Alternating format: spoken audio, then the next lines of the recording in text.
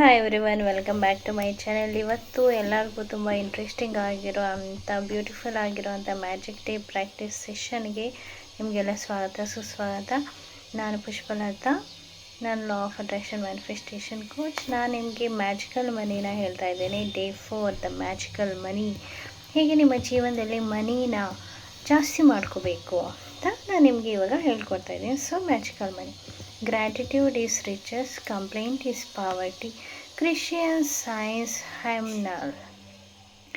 Gratitude ಅನ್ನೋದು, ಕೃತಜ್ಞತೆ ಅನ್ನೋದು ನಿಮಗೆ ರಿಚ್ನೆಸ್ನ ಕೊಡುತ್ತೆ, ಶ್ರೀಮಂತಿಕೆನ ಕೊಡುತ್ತೆ. ಅದೇ ಕಂಪ್ಲೇಂಟ್ ನಿಮಗೆ ಪಾವರ್ಟಿನ ಕೊಡುತ್ತೆ. ಸೊ ನಿಮ್ಗೆ ಏನು ಚೂಸ್ ಮಾಡ್ಕೋಬೇಕು ಅದನ್ನು ಚೂಸ್ ಮಾಡ್ಕೊಳ್ಳಿ.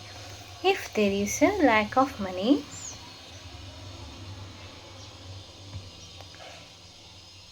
if there is a lack of money in your life, understand that feeling worried, envious, jealous, disappointment, discouraged, doubtful or fearful about money can never bring more money to you, because these feelings comes from a lack of gratitude for the money you have. Complaining about money, arguing about money, getting frustrated about money, being critical of the cost of something, or making someone else feel bad about money are not act of gratitude. And the money in your life can never improve, it will worsen. ಇಲ್ಲಿ ಏನು ಹೇಳಿದ್ದಾರೆ ಅಂದರೆ, ನಿಮಗೆ ದುಡ್ಡಿನ ಬಗ್ಗೆ ಚಿಂತೆ ಇದ್ದರೆ, worry ಇದ್ದರೆ, ಬರುತ್ತೋ ಬರೋದಿಲ್ವೋ ಅಂತ ಇದ್ದರೆ, ನೆಗೆಟಿವ್ ಫೀಲಿಂಗ್ ಇದ್ದರೆ, ಮನಿ ಇವಾಗಿರುತ್ತೆ ಯಾವಾಗ ಹೋಗುತ್ತೆ, ಮನಿ ನನ್ನ ಜೊತೆ ಇರೋದಿಲ್ಲ, ಮನಿ ಯಾವಾಗಲೂ ಬೇರೆಯವ್ರ ಹತ್ರ ಇರುತ್ತೆ, ನಾನೇನು ಶ್ರೀಮಂತನ, ನಾನೇನಾಗ ಹಿಂಗೆ ಅಂತ ನಿಮಗೆ ಮನಿ ಮೇಲೆ ಬಹಳ ಡೌಟ್ಸು, ಕಂಪ್ಲೇಂಟ್ಸು, ಫ್ರಸ್ಟ್ರೇಷನ್ನು ಅಥವಾ ಬೇಜಾರೇ ಇದ್ರೂ ಕೂಡ ನಿಮ್ಮ ಹತ್ರ ಮನಿ ಬರೋದಿಲ್ಲ. ಮನಿ ಇದ್ರೂ ಕೂಡ ಅದು ಇಂಪ್ರೂವ್ ಕೂಡ ಆಗೋದಿಲ್ಲ. No matter what your current situation, the very thought that you don't have enough money is being ungrateful for the money you have. You have to get your current situation out of your mind and instead feel grateful for the money you do have, so the money in your life can magically increase. ಯಾವುದೇ ನಿಮ್ಮ situation ಇರ್ಬೋದು, ಇವತ್ತಿಂದ ನಿಮ್ದು ಯಾವುದೇ situation ಇರ್ಬೋದು, ನಿಮ್ದು ಏನೇ ಯೋಚನೆ ಇರ್ಬೋದು, ಆಲೋಚನೆ ಇರ್ಬೋದು, ಬಟ್ ನೀವು ಮನಿಗೆ ಗ್ರೇಟ್ಫುಲ್ ಆಗಿರಬೇಕು, ಗ್ರ್ಯಾಟಿಟ್ಯೂಡ್ ಆಗಿರಬೇಕು, ಅದಕ್ಕೆ ಪಾಸಿಟಿವ್ ಎನರ್ಜಿ ಕೊಡಬೇಕು. ಮನಿ ತುಂಬ ಒಳ್ಳೆಯದು ಅಂತ ನೀವು ಮೈಂಡಲ್ಲಿ ಯಾವಾಗ ಬರಲಿಲ್ವೋ ಆವಾಗಿಂದನೇ ನಿಮ್ಮ ಹತ್ರ ಮನಿ ಇನ್ಕ್ರೀಸ್ ಆಗ್ದಲೇ ಇರೋ ಸ್ಟಾಪ್ ಆಗುತ್ತೆ. ಸೊ ನೀವು ಅದನ್ನು ಇನ್ಕ್ರೀಸ್ ಮಾಡ್ಕೋಬೇಕಂದ್ರೆ ನೀವು ಮನಿಗೆ ಗ್ರೇಟ್ಫುಲ್ ಆಗಬೇಕು. Whoever has gratitude for money will be given more, and he or she will have abundance. Whoever does not have gratitude for money, even he or she has will be taken from him or her. ಯಾರಿಗೆ ದುಡ್ಡಿನ ಮೇಲೆ gratitude, ಕೃತಜ್ಞತೆ, positive feeling, positivity ಇರುತ್ತೋ ಅವ್ರ ಹತ್ರ ಮಾತ್ರ ದುಡ್ಡು ಬರುತ್ತೆ. ಇಲ್ಲ ಅಂದರೆ ಅವರಿಂದ ದುಡ್ಡು ಹೋಗೋದಕ್ಕೆ ಸಾಧ್ಯ ಆಗುತ್ತೆ. Feeling gratitude for money when you have very little is challenging for anyone, but when you understand that nothing will change until you are grateful, you will be inspired to do it. ನೋಡಿ, ನೀವೇನು ಮಾಡಿದ್ರೂ ನಿಮಗೆ ಎಷ್ಟೇ ಚಿಕ್ಕ ಥಿಂಗ್ಸನ್ನು ನೀವು change ಮಾಡೋಕ್ಕೆ ಹೋದ್ರೂ ನಿಮ್ಮಲ್ಲಿ ಚೇಂಜಸ್ ಆಗೋದಿಲ್ಲ. ಬಟ್ ನೀವು ಯಾವಾಗ ಈ ಗ್ರ್ಯಾಟಿಟ್ಯೂಡ್ ಅನ್ನೋದೇ ಮಾತ್ರ ನಿಮ್ಮ ಲೈಫನ್ನು ಚೇಂಜ್ ಮಾಡುತ್ತೆ ಅಂತ ಅರ್ಥ ಮಾಡ್ಕೊತೀರೋ ಆವಾಗ ನೀವು ಈ ಪ್ರಾಕ್ಟೀಸನ್ನು ಮಾಡೋದನ್ನ ಶುರು ಮಾಡ್ತೀರಾ. ಆವಾಗ ನಿಮ್ಮ ಲೈಫ್ ಡ್ರಾಸ್ಟಿಕಲಿ ಚೇಂಜ್ ಆಗ್ತಾ ಬರುತ್ತೆ. The subject of money can be tricky one for many person, especially when they don't have enough. So there are the 2 steps to the magic money practice. It's important that you read through the entire practice of the magic money at the beginning of the day, because you will continue with the magic practice throughout your day. ನೀವು ಮನಿನ practice ಮಾಡಬೇಕಾದ್ರೆ, magical ಮನಿನ practice ಮಾಡಬೇಕಾದ್ರೆ ನಿಮ್ಮ ತಲೆಯಲ್ಲಿ ಒಂದು ಮಾತು ಬರುತ್ತೆ, ಒಂದು ಯೋಚನೆ ಬರುತ್ತೆ. ಏನು ಅಂದರೆ, ಈ ದುಡ್ಡು ಹೇಗೆ ಮಾಡಬೇಕು, ಹೇಗೆ ಇದು ಮಾಡಬೇಕು ಅಂತ. ಬಟ್ ಈ ಪ್ರಾಕ್ಟೀಸಸ್ಸಿಂದ ದುಡ್ಡು ನಿಮ್ಮ ಹತ್ರ ಬರ್ತಾ ಇರುತ್ತೆ. ಬಟ್ ನಿಮಗೆ ಬಹಳ ಸಲ ಅನ್ನಿಸ್ಬೋದು, ನನ್ನ ಹತ್ರ ದುಡ್ಡಿಲ್ಲ, ಅದಿಲ್ಲ, ಇದಿಲ್ಲ, ಏನು ಮಾಡೋದು, ಹೇಗೆ ಮಾಡೋದು ಅಂತ. ನೀವು ಚಿಕ್ಕವರಿದ್ದಾಗ ನಿಮ್ಮ ಹತ್ರ ಏನೇನಿತ್ತು, ಏನೇನಿಲ್ಲ ಅಂತ ನಾನು ನಿಮಗೆ ಕ್ವಶನ್ಸ್ ಕೇಳ್ತೀನಿ, ನೀವು ಆನ್ಸರ್ ಮಾಡಿ. ನಿಮಗೆ ಊಟ ಮಾಡೋದಕ್ಕೆ ಊಟ ಆಯಿತಾ?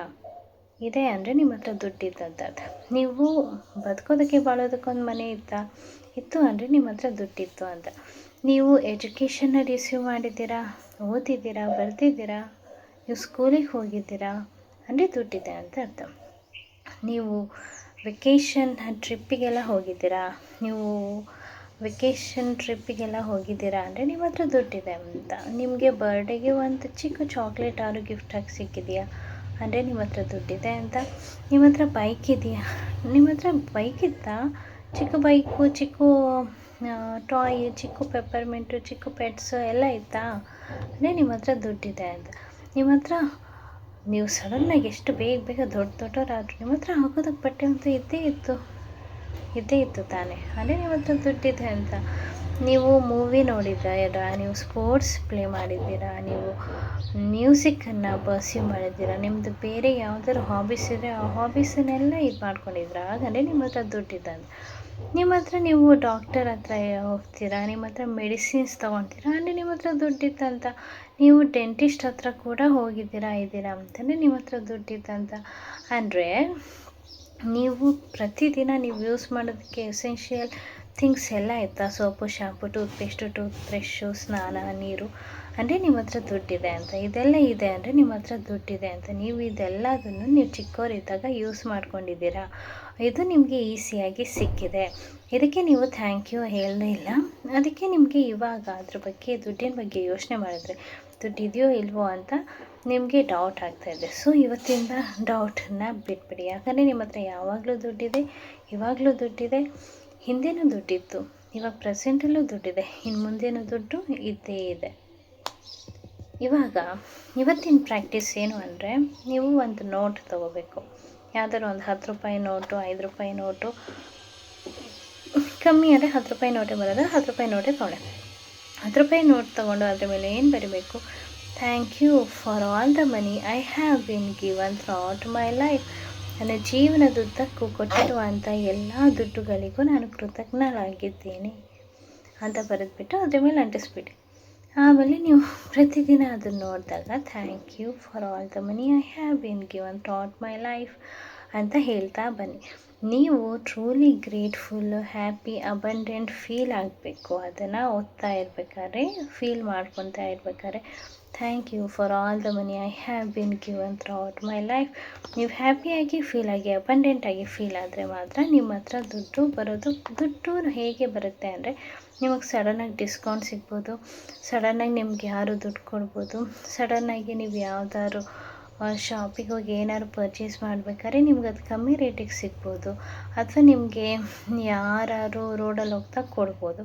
ಈ ರೀತಿ ಯಾವುದೇ ರೀತಿ, ಅಥವಾ ಯಾರಾದರೂ ನಿಮ್ಮನ್ನು ಕರ್ಕೊಂಡು ಹೋಗ್ಬಿಟ್ಟು ಫ್ರೀಯಾಗಿ ಟೀ ಕಾಫಿ ಕೊಡಿಸ್ಬೋದು, ತಿಂಡಿ ಕೊಡಿಸ್ಬೋದು. ಇದೆಲ್ಲದೂ ದುಡ್ಡು ನಿಮ್ಮ ಹತ್ರ ಬರ್ತಾ ಇದೆ ಅನ್ನೋದ್ರ ಸಂಕೇತ. ಆ ರೀತಿ ಬಂದಾಗ ನೀವು ಹಿಂದೆ ಉಳಿಬೇಡಿ, ಈ ಪ್ರಾಕ್ಟೀಸನ್ನು ತುಂಬ ಚೆನ್ನಾಗಿ ಕಂಟಿನ್ಯೂ ಮಾಡಿ. If you find yourself in a situation where you are about to complain something to do with the money, whether it's through your word or through, ask yourself, am I willing to pay the price for this complaint? This will slow down or even stop the flow of money. ನೀವು ದುಡ್ಡಿನ ಬಗ್ಗೆ ನಿಮಗೆ ಗೊತ್ತಿದ್ದು ಗೊತ್ತಿಲ್ಲದಲ್ಲಿ ಯಾವುದಾದ್ರು ಒಂದು ಕಂಪ್ಲೇಂಟನ್ನು ಮಾಡಿದ್ರಿ ಅಂದರೆ ತಕ್ಷಣವೇ ಯೋಚನೆ ಮಾಡಿ, ನಾನು ಈ ದುಡ್ಡಿನ ಕಂಪ್ಲೇಂಟಿನ ದರಾನ ನನಗೆ ಇದು ಮಾಡ್ಕೊಳಕ್ಕಾಗುತ್ತೆ ಅಂತ. ಯಾಕಂದರೆ ನೀವು ದುಡ್ಡಿಗೆ ಕಂಪ್ಲೇಂಟ್ ಮಾಡೋದಕ್ಕೆ ಸ್ಟಾರ್ಟ್ ಮಾಡಿದ್ರೆ ಏನಾಗುತ್ತೆ ಅಂದರೆ, ದುಡ್ಡು ನಿಮ್ಮ ಹತ್ರ ಬರೋದಕ್ಕೆ ಕಮ್ಮಿ ಆಗಿಬಿಡುತ್ತೆ, ಇಲ್ಲಾಂದರೆ ಅದು ಫ್ಲೋ ಸ್ಟಾಪೇ ಆಗಿಬಿಡುತ್ತೆ. ಸೊ ಇವತ್ತಿಂದ ನೀವು ಯಾವ ರೀತಿನಾದ್ರು ಹೇಗಾದ್ರು ದುಡ್ಡನ್ನು ನೀವು ರಿಸೀವ್ ಮಾಡಿಕೊಂಡೆ ನೀವು ಹೇಳಬೇಕಾಗಿರೋದು ಒಂದೇ, thank you for all the money I have been given throughout my life. Thank you for all the money I have been given throughout my life. ಇದೇ ಮನಿಯ ಪ್ರಾಕ್ಟೀಸ್. ಈ ಮನಿ ಪ್ರಾಕ್ಟೀಸನ್ನು ಡೈಲಿ ಮಾಡ್ಕೊಳ್ಳಿ. ಸೊ ನಿಮ್ಮ life useful, happy and richful ಆಗಿರುತ್ತೆ. ಇವತ್ತಿನ chapter ಇಷ್ಟೇ. Thank for watching this video. Thank you.